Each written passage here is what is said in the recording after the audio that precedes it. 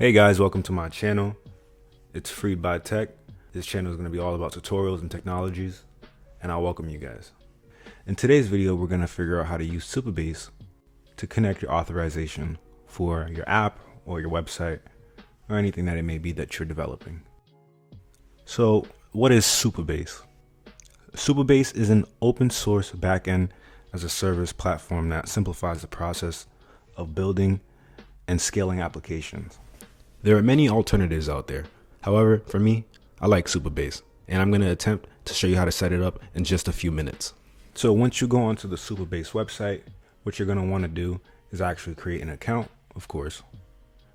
And you have different options. You could either set it up with your GitHub, or you can create an account with your regular email.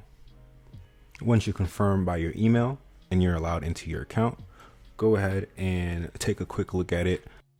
So we're going to make our way down to the left tab, all the way down to API docs, and then we're going to go down to authentication, and this right here basically tells us all that we need to know. You have your client API keys and you have your service API keys.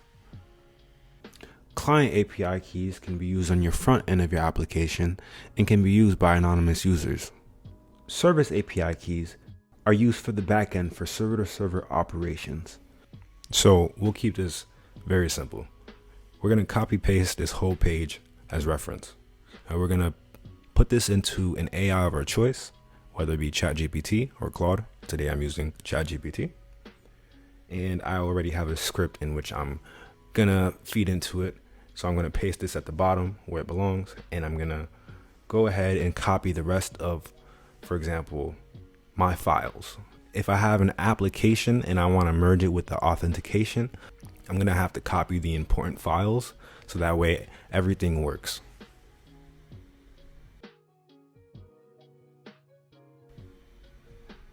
So what I'm telling it is I'm using REPL. So please adjust this file and create these files. I'm creating a dashboard. I'm creating an auth page. And again, I'm editing those previous files. I'm also telling it where it can find my API keys.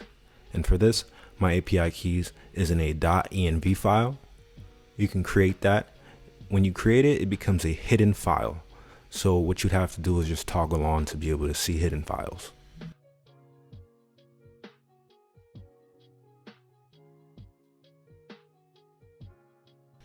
So now, once I paste this and send it to my AI, it's going to give me all the instructions.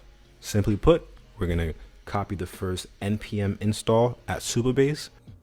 And what this allows us to do is connect to Supabase directly through our application. So we're going to go into our file and we're going to look for either the shell or the terminal. And we're going to paste this.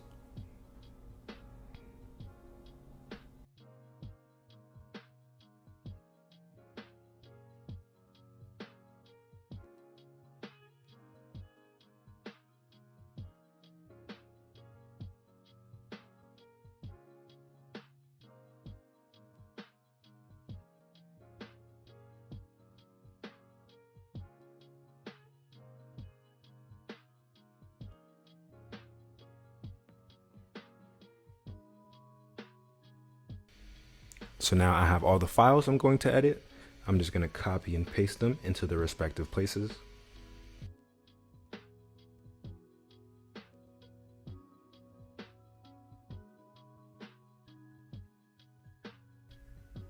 Your Supabase URL and API code can be found in your side tab all the way down in project settings.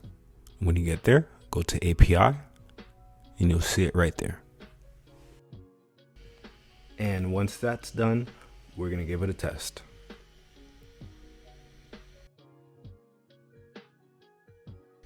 Now, although it didn't work on the first run, this is a perfect example for the video.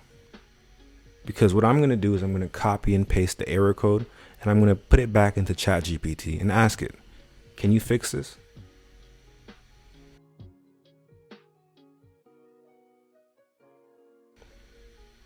The solution it just gave me is that the fact that I'm in REPL using React and Vite it's a different setup.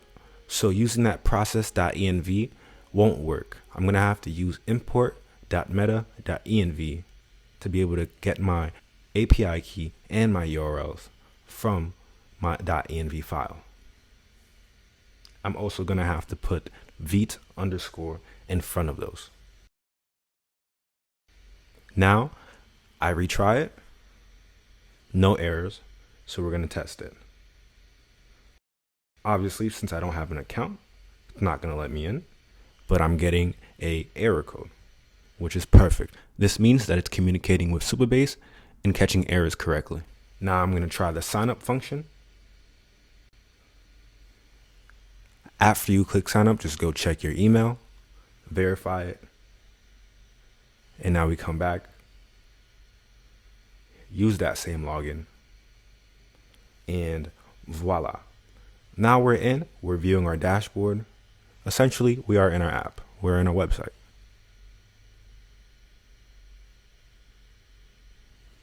So now let me just add one little thing before I finish off. I'm going to tell the AI to make me some CSS so we can give it that little bit of style that it needs. I'm going to copy paste this into the existing index.css file. And wow, would you look at that? That is a beautiful login page right there if I knew one. It's going to make sure that it still works. And yes, it does. And if I try to log out, I'm going to get another error. And that's an easy fix. I just need to go into the AI and give it some more premises. For example,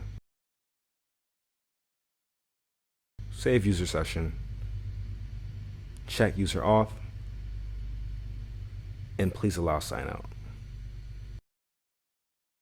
Maybe I might say create the flow for the user that's logging in for the first time, so like an onboarding process.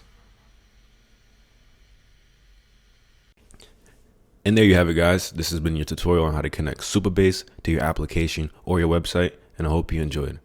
Join this family, hit that subscribe button, leave me a like for support, and comment what you'd like to see next. Peace out.